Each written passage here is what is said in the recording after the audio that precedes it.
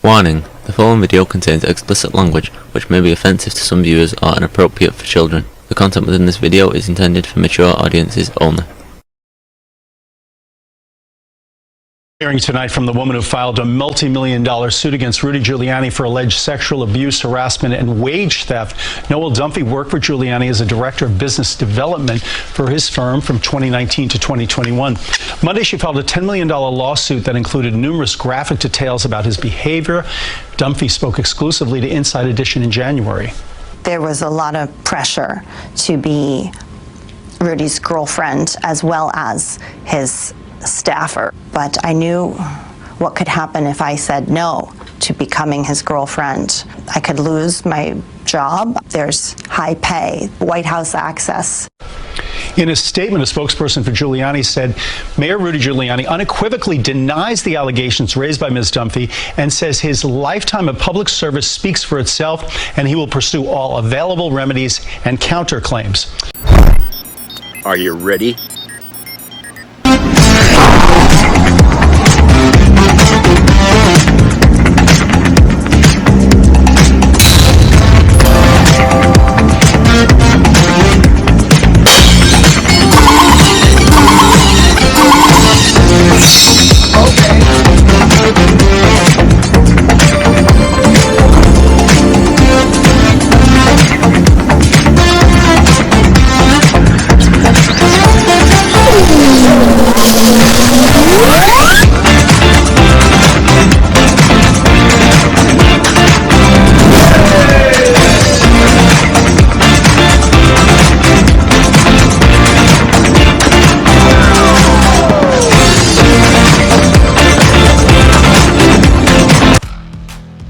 Hey everybody, it's Jeff.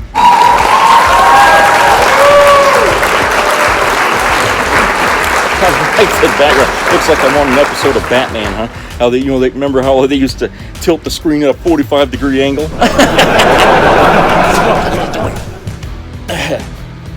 Well, kind of a gloomy day here today. Looks like it might rain, but it hasn't rained yet. But Smokey, you can hear she's looking out the window and she sees birds and other animals outside, so she wants to go out there and get them. You sit still, can you?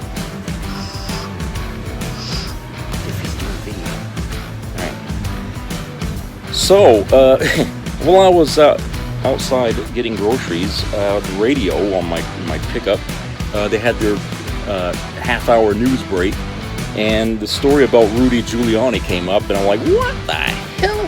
So I came back and I looked it up here online, and so, because I noticed not many outlets are really reporting this, and I'm not sure why, but I found this story in Insider.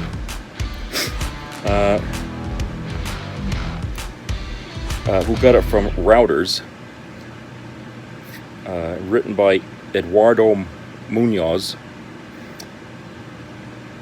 and it says Rudy Giuliani's sex assault accuser says in her lawsuit that she agreed to work for him because he was the professional lawyer for then President Donald Trump, and he had promised to represent her for free in her own nasty, long-standing court battle with an allegedly abusive ex-boyfriend. So he was her lawyer, Giuliani was.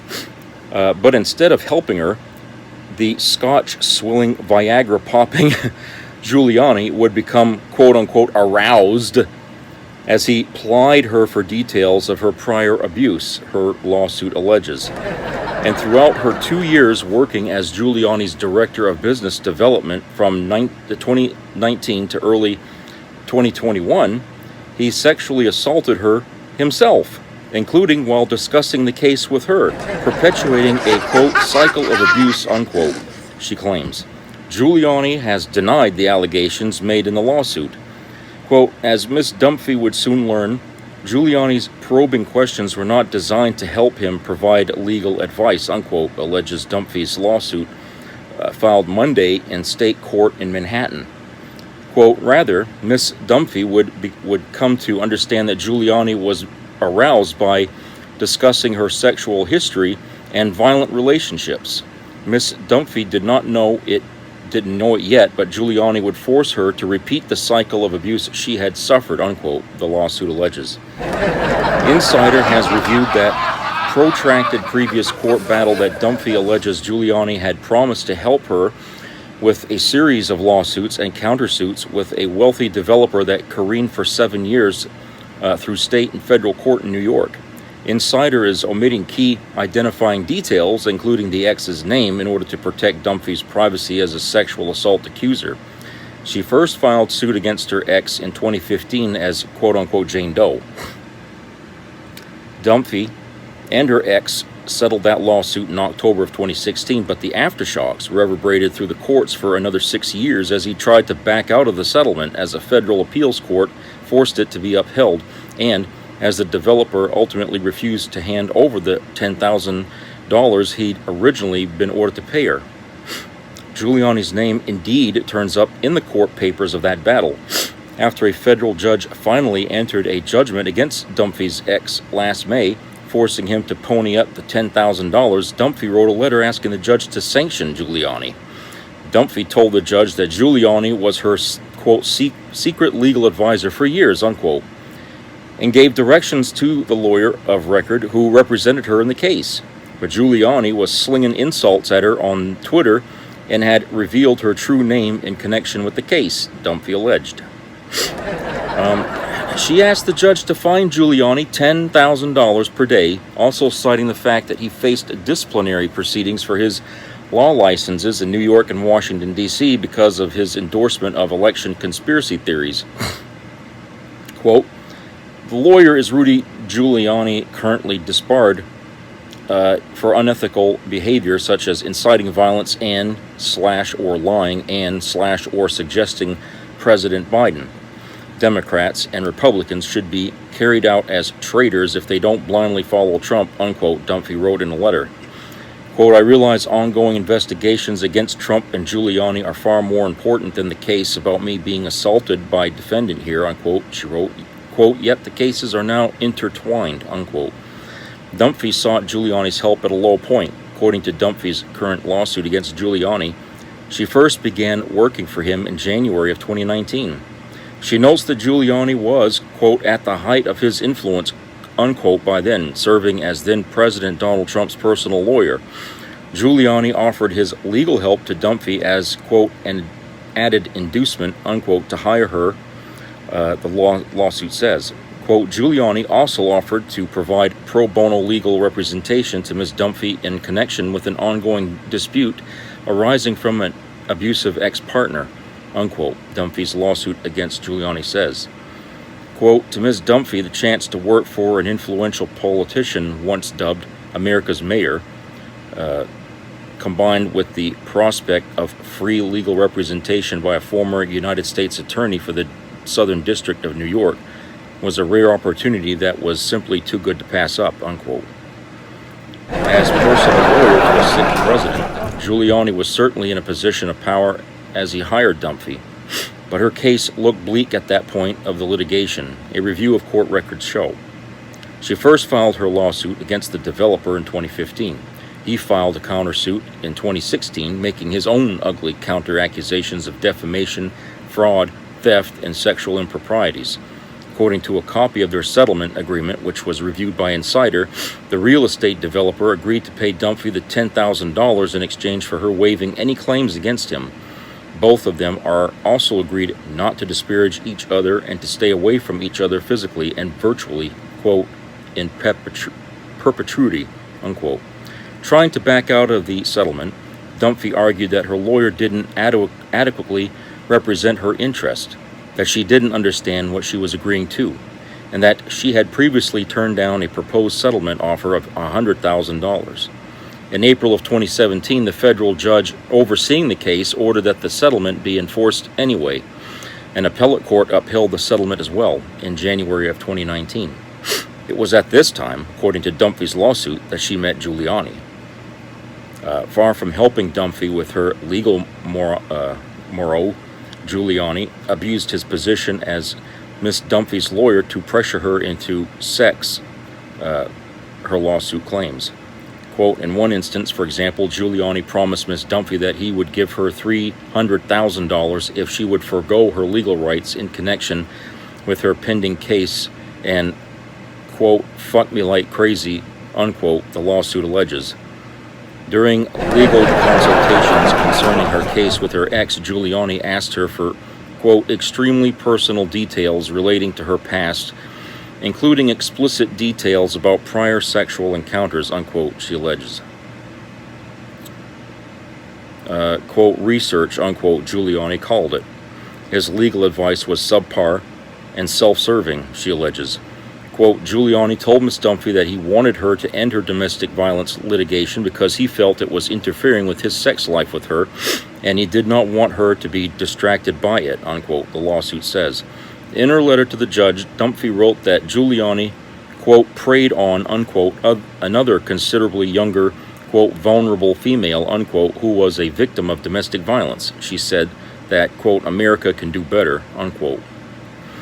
Quote, we can't let the court be an enabler for abusive men. I asked the court to make a bold statement in defense of human rights, unquote. She said. The judge denied her request for sanctions against Giuliani and closed the docket. Soon afterward, she sued Giuliani directly. Giuliani has denied Dunphy's allegations and has insisted through a spokesman that, quote, his lifetime of public service speaks for itself and he will pursue all available remedies and counterclaims, unquote. Oh boy, the shit gets deep when you're talking about folks who worked around Donald Trump, okay? And yeah, it said in this thing, you know, Giuliani was once dubbed America's mayor. It was Oprah Winfrey that said that. I bet she's kicking herself in the butt big time over that. But you know, can you imagine Giuliani? I mean, oh, gross. You know, Jesus. I mean, that's sick. I mean, this guy going after a girl that's young enough to be his fucking daughter, I guess, wanting sex with her while he's sitting there getting off on her story about what was happening to her.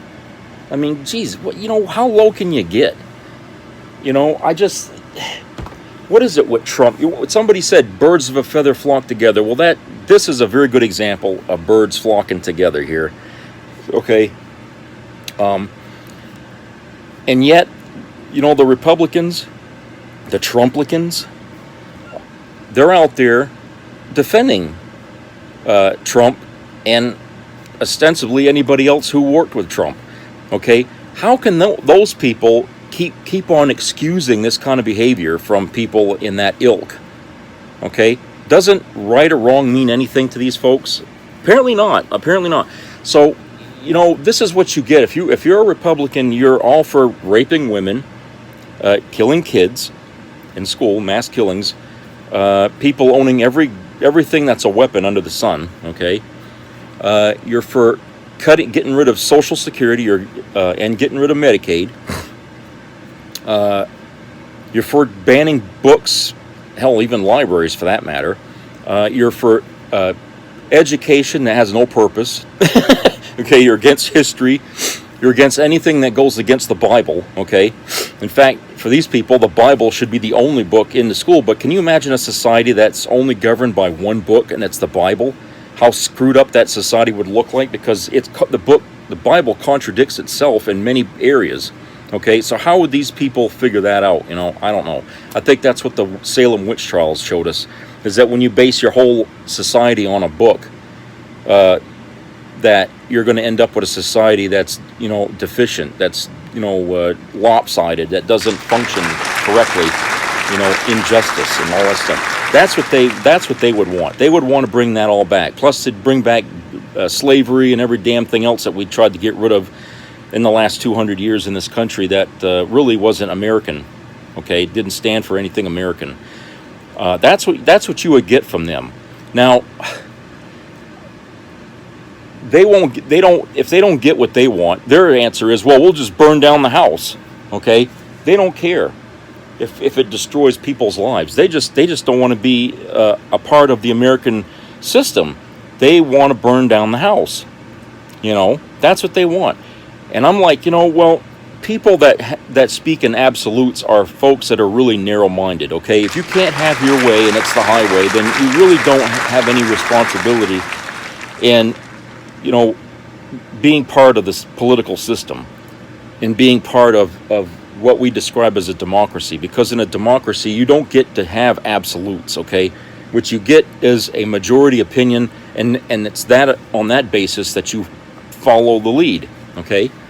But you see how the Republicans have set things up. It's, you know, the minority gets its way, and that's how they want it, because they're always going to be the minority from this time on, okay? No matter how many seats they win, okay? The minority in this country is the only part of America that supports the Republican Party, and it's a very, very, you know, edgy and, you know, volatile minority, as we're seeing, and a very corrupt one at that, as I just read to you, okay? Giuliani and Trump are like two peas in a pod. I mean, both of them going around assaulting women and, you know, doing stuff like that. I mean, you know, it's funny because, you know, Giuliani is a guy who's had a tumultuous career, you know, going all the way back to the drug war days here in the 70s, you know, under Nixon. And he wasn't well liked then because of his very hard-edged approach to dealing with things. But a lot of New Yorkers say, well, he did what he had to do to make New York a safer place. That's debatable. And then you got, after 9/11, you know, he rallied pretty much the whole country around helping out New York City, which everybody at that point loved him for, okay? And then you get into this period of his career where, you know, he sides with Donald Trump and everything goes south for him, basically. Okay, he ruined his whole career by tying his wagon to Trump. And see all these things come out. So I have to wonder, was this guy ever really a good person? Was he? I mean, or has he been putting on a front for a long time about being America's mayor, as Oprah Winfrey had described him? Okay, maybe we misjudged this guy. You know, maybe America was really not seeing the real picture about Giuliani, and maybe all along this guy was that way, because a person doesn't become a pervert like that overnight. Okay, if he felt comfortable enough to take that client he had and sit there and ask her for sex, okay, instead of going on with the legal problems, you know, that takes balls to do that in the first place. And since he did it so easily and repeatedly, apparently that's something he did a lot, you know, and we don't know. I mean, we know he hung around Trump, okay, and Trump was the one that hung around with Jeffrey Epstein. Do we really want to dig any deeper to find out how much Trump, Giuliani, and Epstein were in cahoots with each other there on the things that Epstein was discovered at doing? You know, I don't know. But, you know, if that doesn't give people pause about voting for Trump for another term, I don't know what the hell will. I honestly don't. I mean, what's this guy got to do? Piss on the church lawn or something to get these fuckers out of their damn days? I mean, I don't understand how anybody can just blindly ignore the stuff that he's been doing and then defending it by really not defending it, by saying, well, the Democrat over here did the same thing. You know, you're not, I mean, the thing of it is, when they say stuff like that, they're actually saying it was wrong. If you're going to complain about a Democrat who did the same thing as Trump and say, well, he did it over here, and you say, well, you didn't like it then either, so why are you liking it now? Okay? If it wasn't okay for a Democrat to go out and sexually harass a woman, then why is it okay for Trump to do it, in your opinion? Okay, it makes them hypocrites. And that's the last thing Republicans want to be called, is a hypocrite, because they are the definition of a hypocrite. And you know, folks like this, when they have to make false comparisons to something or somebody else in order to defend their position, they really don't have an argument that makes any sense or would even help them to prove a point. Okay, they just don't have it. And a lot of times, and I noticed on Twitter lately, there's been a lot of right-wingers on Twitter who, you know, ever since Elon Musk took over that thing, it seems like he's been letting in all kinds of Republican pro-Trump people onto Twitter. I don't know. I never seen as many as I have now. Okay, usually before him, the Republicans would stay away from Twitter, accusing it of being some kind of left-wing outfit. But now that Elon Musk has got it, they've all coming in droves now to Twitter. So that tells me a lot right there about the Republicans signing up, is that they're there for political reasons, and Elon Musk is facilitating their political dreams here by being on Twitter. So that's what's going on there. And I noticed, recently on reading some of these asinine articles and stuff that the right wing puts on, from Fox and these other right wing media things. Their arguments and stuff about what Democrats are doing and how they're spinning it into conspiracies is outrageous. I mean, these people are really getting this stuff out of nowhere, or maybe they're getting it from One News America, whatever the hell they call that, or Donald Trump's website that he's got, Truth Social or whatever the fuck he calls it. Maybe that's where they're getting all the stuff to bring onto Twitter. Okay, but you know what, Twitter. You can waste your time on there all you want, and this is going out to the Republicans. You can dominate Twitter for all you want, but you know something? There's a little option on there called block and mute, and if we don't want to hear your bullshit, that's all we got to do is mute your ass, then block you. Okay, and that's it. You're just talking to yourself and anybody else that agrees with you. There's no fun in that, is there? Because you guys love to pick on Democrats and try to get them going. That's the only thing you guys have a talent for, is stirring the pot. Okay, you can't prove your points. You can't accuse somebody of something and not draw attention to yourself, for being a hypocrite, because your side does it all and then some. Okay, you guys don't have a leg to stand on, and in your heart of hearts that you've got a very slim chance of winning the presidency with Donald Trump. He's not gonna guarantee you a victory at all, especially with all this shit coming down on him and everybody associated with him, like Guliani. You guys are really going to be in a hurtful situation, and the only thing you guys can do is come up with divisive issues that really are not problems right now, like the border issue, okay, which is not an issue, okay, or the abortion thing, which is only an issue because you made it into one, okay, but the country was going along fine with the way things were with Roe versus Wade. It's only because certain people, a minority of people in this country can't stand the idea of having abortions. They're the ones that, kept this thing going to the point where now we don't have it. Okay, we can't, this place is out and out banned, and the people and women have already suffered because of it. And you guys, you don't think very far, do you? Because the more women that suffer from what you've done, the more people are going to line up against you. Okay, so it's a temporary victory, my friend. You're going to lose your edge. Okay, and for those of you that are praying that you can bring down the American government, well, you tried that on January 6th, didn't you? And you see where that got you. Okay, the country was stronger than you thought. Even with as few people that was there to defend the Capitol that day, we still won. All right, so you guys, you really don't have, a coherent plan for anything. You do as you feel, okay, and you feel as you do, and that's all you have. You don't have any policy or any plan or any idea of what you can do to improve the country. Your only goal is to destroy it. And it's so much easier to destroy than it is to create or even repair, right? So why the hell would you bother, getting involved in politics if that's your goal? Because that's so counter and productive to what a government stands for, okay?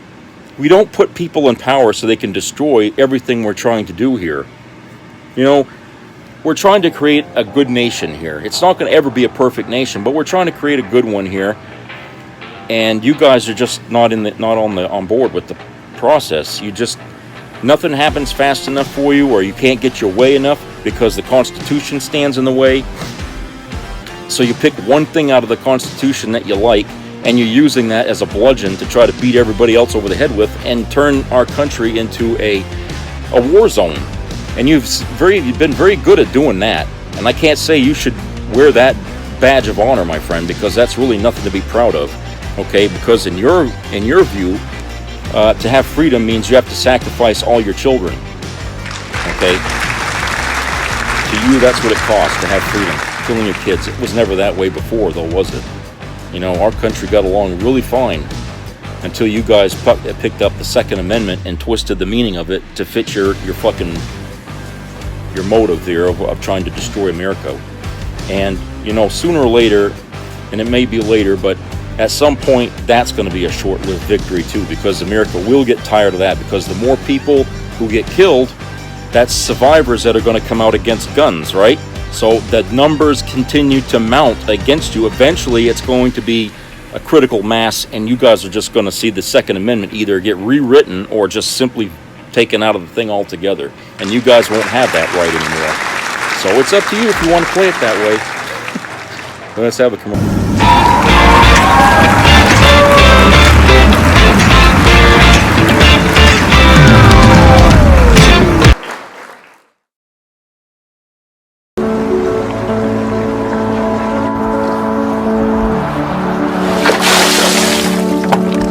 This is me. This is me.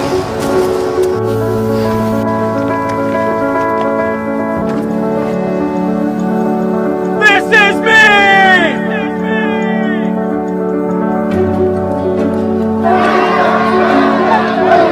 This is me. I'm Alex Curtis. I'm a lobsterman in Maine, and this is me. I'm Ruth McLaughlin, and this is me. I'm Eric Hopkins. I'm an artist, and this is me. This is me. Me. This is me. This is me. This is me. At the end of the journey, the main thing is you, original.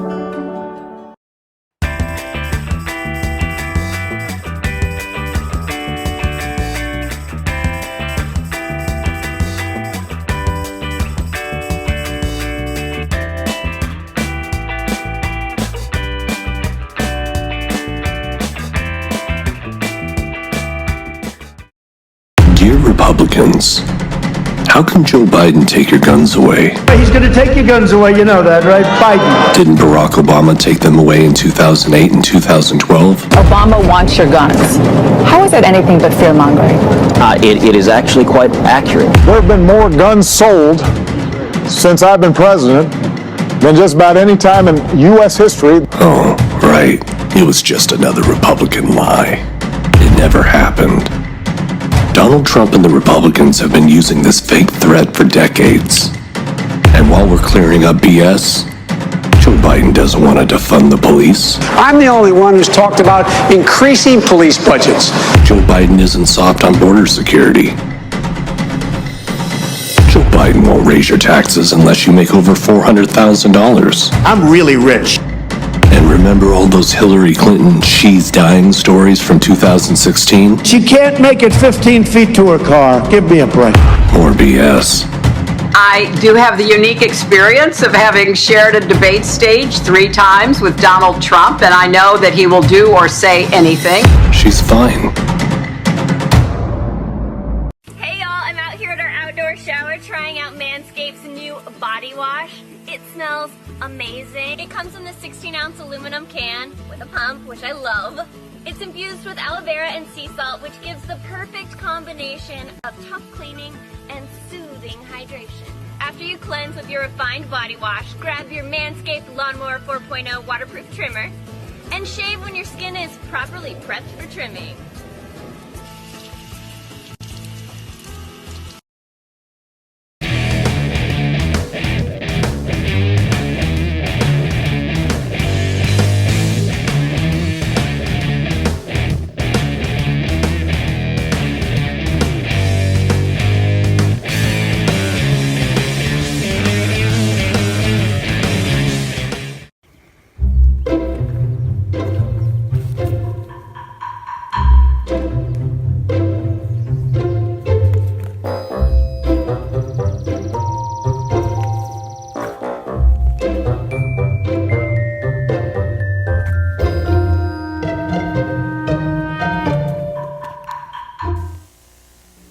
Be a part of the entertainment value of a lifetime.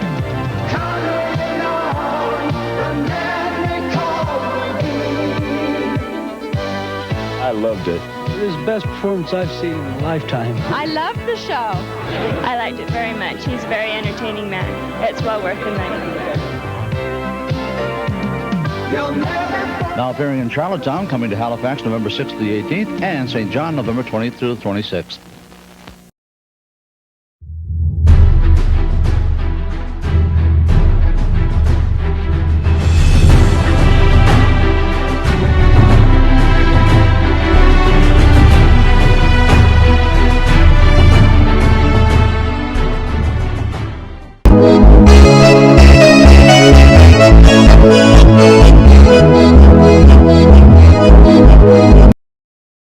Okay, welcome back, everybody. So, without missing a beat here in today's news, Marjorie Taylor Greene was at it again. Okay, and let me read this article here from The Hill, written by Jared Gans.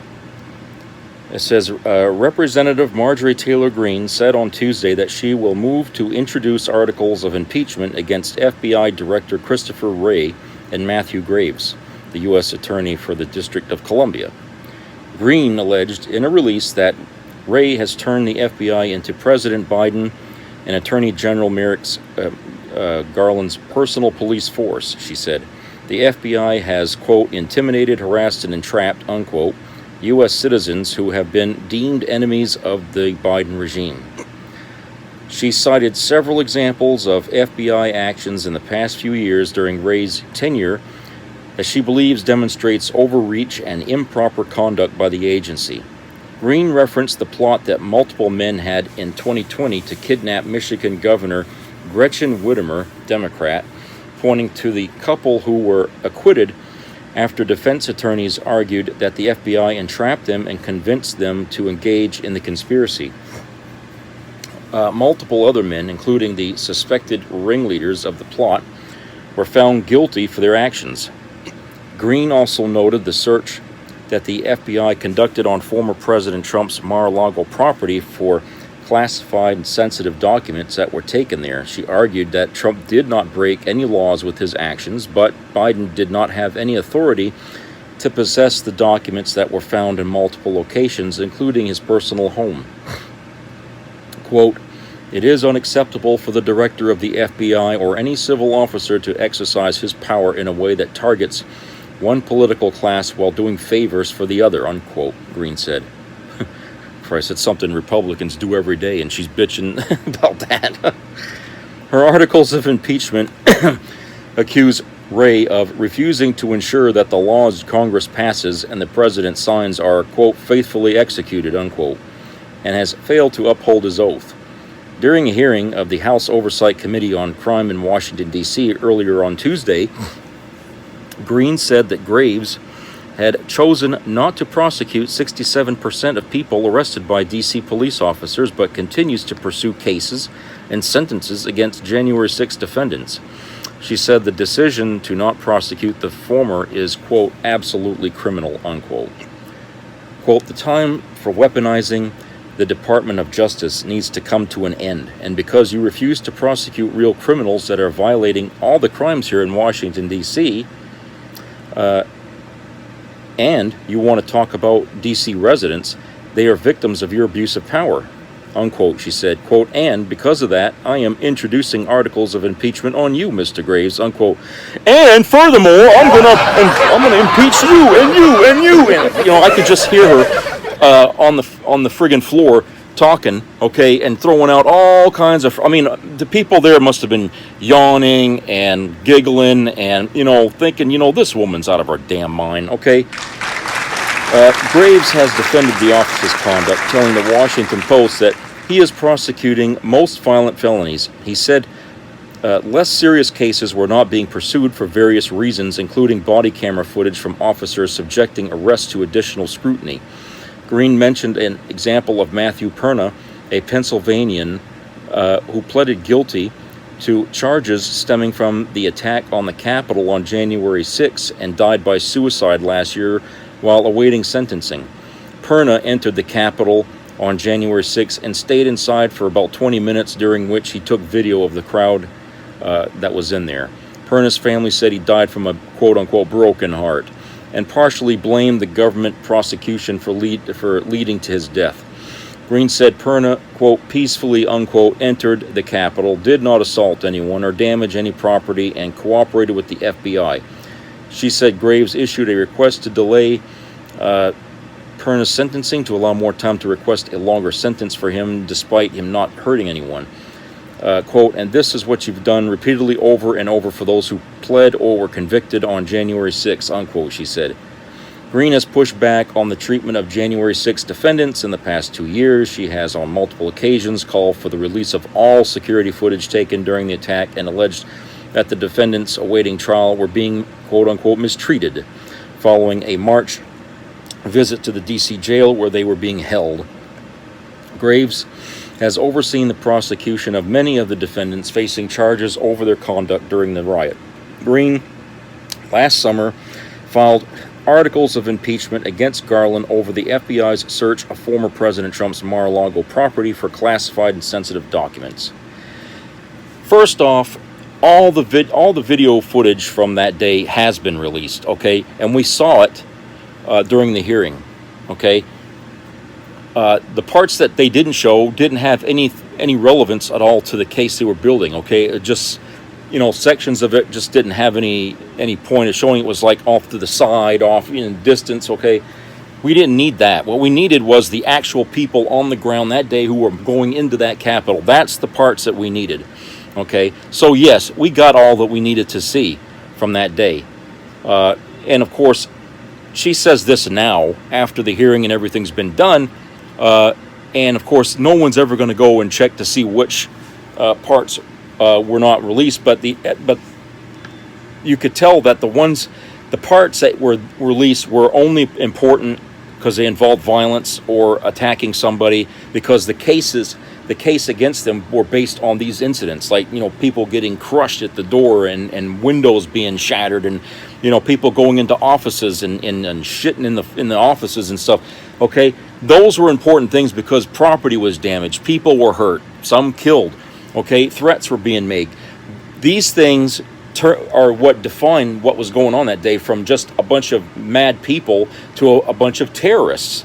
Okay, we don't need to see what happened a mile down the road that day that was recorded from a distance, okay? Because those shots won't show us a goddamn thing. Those things like that weren't released. The things that were released are the more important parts of what was going on that day.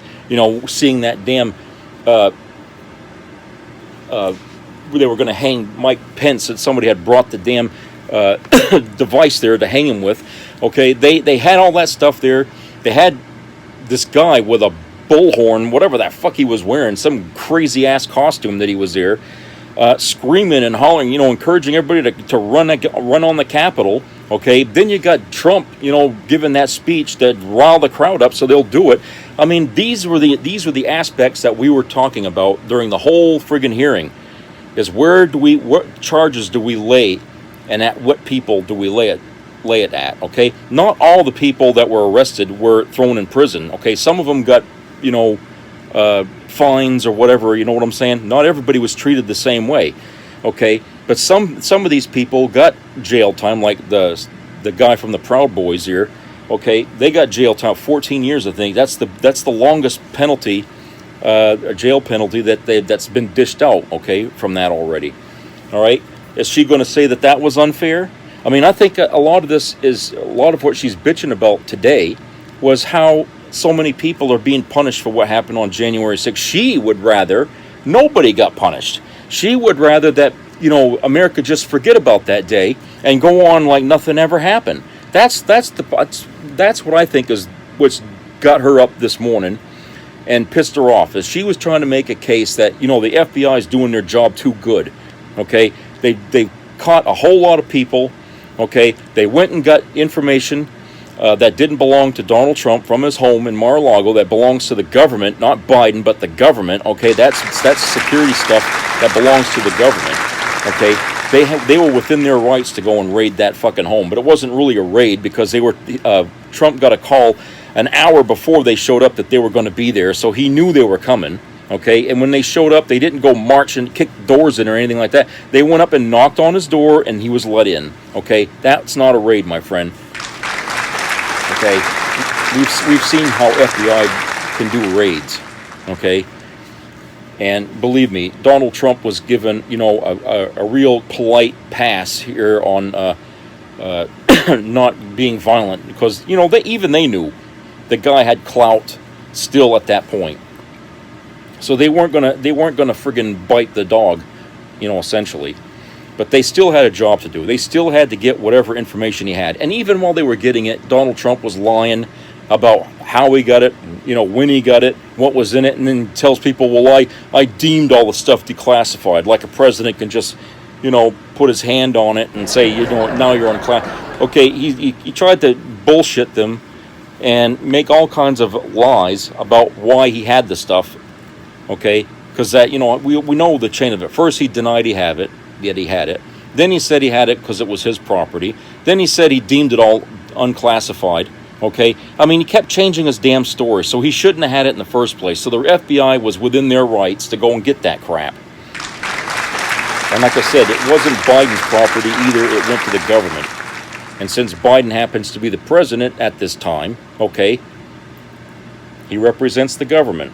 So Marjorie Taylor Greene can spin this any way she wants it to look, okay? But I think, considering her history with lying and how she's almost as bad as George Santos when it comes to making up stories, we really can't take what she says here with any grain of salt, okay? She's already disrespected by her constituents in Congress, okay? People know very well what she is and what she's all about, okay? She's just a fire starter is what she is, okay?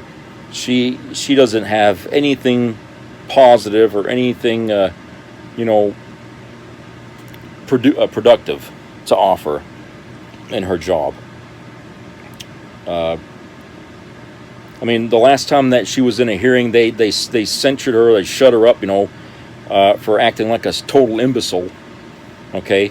And told, you know, that she wasn't allowed to say certain things at a hearing, and so they basically told her to shut up, you can't say anything else. You know, this is what she is. They don't have any respect for her. Even Republicans, for the most part, don't really give her much attention, okay, because they don't like her either. They can't shit on her, you know, like the Democrats do, but they don't really support her either that much. I mean, they need her because she holds a seat. But other than that, if they were the minority party right now, I don't think they'd give her a second glance. I think they'd probably have her removed. Okay. But you see the problem is with the Republican Party is the way they're playing the game, the political game. They need seats because they know they're the minority in this country, and any seat they get by anyone is a valued seat. Which is why they're going to cling to George Santos and cling to Marjorie Taylor Greene and cling to Boebert with everything they got to keep them in there, because they need those seats. And those idiots know that. That's why they can go out and say and do whatever the hell they want, because they know that their party will run interference for them because they need that seat. Okay? So they're going to cling on to that majority in Congress with everything they have.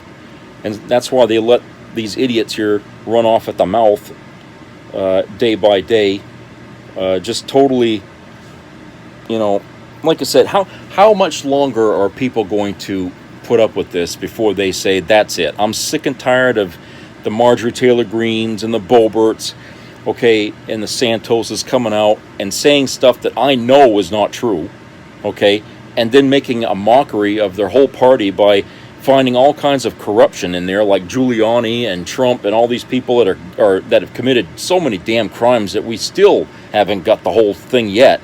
Okay, how long is the people in the Republican Party going to continue to support their own party? Okay, even it's like somebody said the other day, even the independents right now, whom the Republicans need badly if they're going to try to win anything, even the independents don't like Trump anymore. Okay, because if they did, they wouldn't be independents, would they? They would be part of the far right-wing nuts that are in that party. But the independents in the voting parcel of our country, they, for the most part, are not behind Trump here at all. And I don't see how what the Republicans are doing now, okay, in Congress, on the Supreme Court, I don't see how anything that they're doing now there is really going to get them support later when they need it most, okay? That's why I say that I know the Republicans don't think they got a chance to win the presidency a second time, okay? But this is the time for them to stir as much shit as they can, muddy up the waters for the Democrats, okay, and make Biden look as terrible as possible. Okay, that's their only thing they're going to do. That's why this fight with the debt ceiling is going on and on and on. Okay, this is something here to give them, a way to damage the country even further. I guess they figure if they can really fuck up the country big time, that, by some miracle, Biden wouldn't win another term as president. Okay, but again, Biden's done too much already in this country that's helped it to think that all of a sudden just decides to destroy it, okay? We all know who's behind the reason why the debt ceiling isn't getting raised, okay? Because it's Congress. And who's in control of Congress right now? It ain't the Democrats. It's the Republicans. They own this. They are the ones that own the damn Congress right now, okay? And what's McCarthy been talking about all this time? We're going to crash the country. We're going to do this. The Republicans are all pro destroying America's economy. Okay? They don't give a shit about the 14th Amendment. They don't care. All right? But the president is within his rights to execute that amendment if he wants to save the country from a default. Okay? And there's not a goddamn thing the Republicans can do about that because it's in the Constitution. And if the Supreme Court, and with being Republican-led, decides to go against the Constitution, that's going to cause a bigger problem than what, the president executed, using the 14th Amendment to save the economy. That's going to be a bigger problem in itself than the Republicans can possibly deal with. All right? There's no way the Supreme Court's going to justify that. But, like I said, because the Republicans don't have a very good chance of winning the next presidential election, and they're going to do everything they can to, like I said, make the Democrats look bad between now and Election Day, they're going to muddy up the waters as much as they can. All right. And that's kind of like what they did the last time around, okay? And that's how Trump lost. Because they were muddying up the waters while Trump was still president, if you recall. The idea that Trump was telling people, to ignore the pandemic and everything, and the way he was kissing up to Russia all the time, it backfired on Trump and the party, because I don't think they really figured that American people were going to pay that close of attention. Comes to find out, yeah, we do pay attention to what the president does or doesn't do. And people were really pissed off at Trump and, his battle with the CDC all the time, telling them to shut up and, you guys are just conspiracy nuts. The first time in American history we got, the Center for Disease and Control and the World Health Organization at odds with our own president, okay? What the hell was that, The president all of a sudden knows more about science than the goddamn people who make a living out of it? I mean, Jesus, the fact that so many people were willing to give Trump so much credence in that fight was really astounding, okay, to figure that there are that many stupid people in this country. But there are. And unfortunately, like I said, for the Republican Party, that backfired on him big time when it came for his second election. And I think Trump probably knew in his gut that he knew he was going to lose, because the poll numbers were showing him to be, at that time, neck and neck with Biden, which I didn't believe was true. I think he was actually behind Biden the whole time, okay? But everybody was, greasing the poll numbers in order to get them to look more challenging, to get people to vote. But I don't think Trump really had a chance in winning. He probably lost by more votes than they have been even ruling to say, But like I said, it's just, this is what they're about. And I can't see why they think they could possibly win. Whatever they tell you about how bad Biden is, remember, it's all an act, it's all for show, and it doesn't mean that they're telling you the truth. It's just more lies compounded on more lies. That's all they've been doing for the last 3 years now, since Trump lost the election. They're just trying to just besmirch Biden in any way possible. That's why they keep talking about that stupid Hunter Biden thing, which is really nothing at all. That's been going on for years, and they've never gotten any closer to an answer to any of that than they have before. Okay, so that's just old shit. It'd be like them still bitching about Bill Clinton and Monica Lewinsky. Okay, that's just about how old that thing is. Okay. All right, so that's it for today. I hope everybody has a great rest of the week. So subscribe and comment, and please stay informed about COVID-19. It's still out there, and it's still getting people sick, killing some. And please comment and subscribe, so that way I can, read some of your reactions and things like that. I know a lot of people who've been watching don't, but just say something. Okay. And treat each other nice out there, and good tidings come around. It's like karma. If you put good out there, it comes back to you. I mean, if you're the kind of person that believes if you put bad things out there, it comes back to you, then obviously the reverse must be true, right? So try that and wait and see what happens after. So take care, everybody.